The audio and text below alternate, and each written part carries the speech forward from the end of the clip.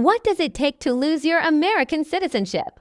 For most of U.S. history, the answer was pretty simple. Almost nothing, unless you decided to give it up yourself. Citizenship was seen as this permanent, almost sacred, bond, but what if that bond isn't as strong as you think? What if the government could dig deep into your past to find a reason to erase your American identity? This isn't just a what-if scenario. In recent years, the United States government has quietly built a powerful machine for one purpose: stripping naturalized Americans of their citizenship. It's a process called denaturalization, and it has a long, dark history of being used not just against criminals, but against people for their political views. Now, in a deeply divided America, this obscure legal tool is making a comeback, raising alarms about a constitutional crisis that could impact millions. At the heart of this storm is the question of whether this machinery could be aimed at political opponents. The change started quietly, but ramped up under the Trump administration. For a long time, denaturalization was incredibly rare, averaging just 11 cases a year between 1990 and 2017. They were usually reserved for the most extreme situations, like Nazi war criminals who had lied to get into the country. But starting in 2017, things changed. Denaturalization case referrals from immigration agencies to the Department of Justice shot up by a mind-boggling 600% over 3 years. This wasn't just a policy tweak. It was the creation of a whole new government apparatus. The administration launched an office inside U.S. Citizenship and Immigration Services (USCIS) just to find people who could be denaturalized.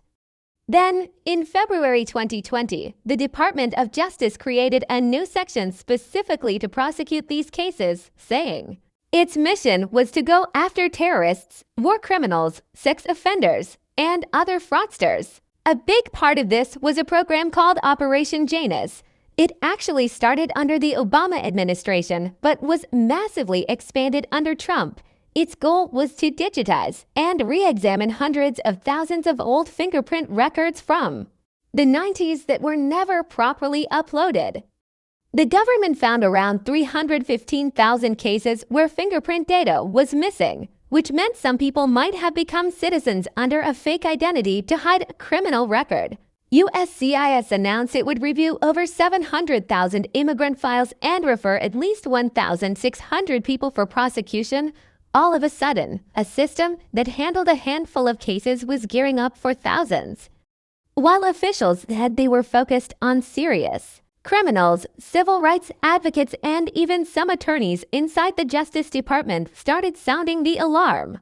They worried this new, powerful machine could be used to strip citizenship for small, decades-old mistakes on complicated forms, creating a state of constant fear for millions of naturalized citizens. What makes this so alarming to legal experts is how a denaturalization case actually works. It's not a criminal case, where you're innocent until proven guilty beyond a reasonable doubt and get a lawyer if you can't afford one. It's a civil case. This means the government has a lower bar to meet, and you have no right to a court-appointed attorney. Plus, there's no statute of limitations, so they can come after you for something you might have said on a form decades ago. For a while, the government was arguing that any false statement on a citizenship application, no matter how tiny or irrelevant, was enough to revoke citizenship.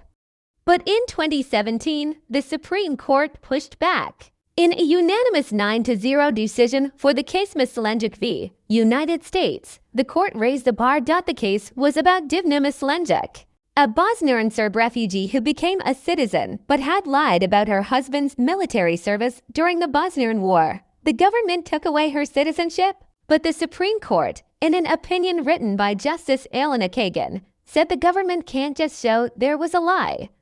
It has to prove the lie was material. In other words, the lie had to be about something that would have actually made a difference to the immigration official reviewing the application. The Mislenjak decision was a critical protection. It stopped the government from using minor mistakes to take away citizenship from people who were otherwise qualified. But the machinery to go after these cases was still in place. which left a terrifying question hanging in the air. What happens when this power isn't about paperwork, but about politics? Using denaturalization as a political weapon is nothing new in America. In the early 20th century, during a panic over anarchism and communism, the government started tying citizenship to political ideology.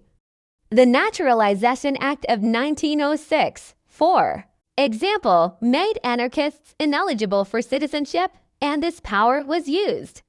Emma Goldman, a famous anarchist and activist, was targeted for her beliefs. The government claimed her anarchist views meant she was lying when she swore an oath to the U.S. government, so they denaturalized and deported her. During the Red Scare, the same tactic was used against communists and other left-wing immigrants. Denaturalization became a tool to crush political dissent. By the 1960s, the Supreme Court had put a stop to most of these practices, and for about 50 years, the idea of stripping citizenship for political reasons felt like a ghost from a less tolerant time. But as America's political divides have gotten deeper, that ghost is starting to feel very real again. While there haven't been confirmed cases of the government denaturalizing a sitting politician for their views, the infrastructure and the rhetoric have laid the groundwork for concern. The DOJ's denaturalization section was created to pursue not just terrorists and war criminals, but also other fraudsters. Critics argue that this vague category, combined with a June 2025 DOJ memo granting wide discretion to pursue cases deemed sufficiently important, could easily be weaponized. Legal experts and civil rights groups have warned that this setup could be used to target political opponents. The ACLU, for instance, stated that creating a DOJ unit focused on stripping citizenship confirms a systematic campaign that could create an environment of fear and insecurity. The fear is not necessarily that millions will be denaturalized, but that the asterisk threat of denaturalization could be used to intimidate or silence critics of the government. This isn't about a specific person being targeted today, but about the potential for abuse tomorrow. It's the modern-day echo of the Emma Goldman case, the suggestion that if the government doesn't like your politics, it can start questioning the very legitimacy of your citizenship. The real damage of this new era of denaturalization isn't just in the court cases. It's in the fear it creates. Immigrant advocates have warned for years that these policies are creating a second class of U.S. citizens who live with the constant worrying that their status isn't permanent. The Immigrant Legal Resource Center said that these efforts have made U.S. citizens fearful that mistakes made years ago could be used to target them, take away their citizenship, and destroy their lives. This fear has what's known as a chilling effect. People who are lawful permanent resident green card holders are now more hesitant to even apply for citizenship. They're worried that the application process will put their entire lives under a microscope, risking everything. What was once a moment of celebration has become a source of anxiety.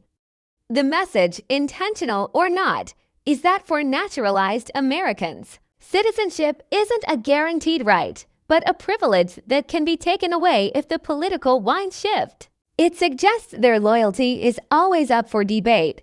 The ramp-up of the government's power to strip people of their citizenship is more than just a policy debate.